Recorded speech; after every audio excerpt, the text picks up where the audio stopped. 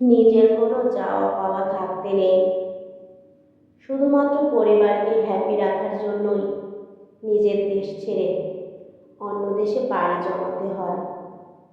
হ্যাঁ, এটাই প্রবাস জীবন। পরিবারের সচ্ছলতা ফিরিয়ে আনার জন্য হাড়ভাঙা পরিশ্রম করতে হয়, তাও এমন একটা জায়গায় যেখানে ভাই বোন, মা বাবা, আত্মীয় স্বজন, প্রিয় কোনো মানুষ থাকে না। অসুস্থ হলেও দেখার মতো কেউ নেই। নিজের যত্নটা একান্তই নিজের। এরপরেও সময় মতো পরিবারে টাকা দিতে না পারলে কত কথাই না শুনতে হয়।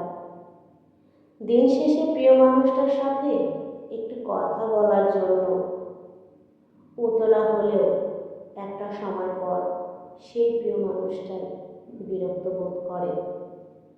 এমন অনেক মানুষ আছে যারা সময় মতো দেশে ফিরতে না পারার কারণে তার প্রিয় মানুষটাকে হারিয়েছে, অন্যের হয়ে যেতে দেখেছে।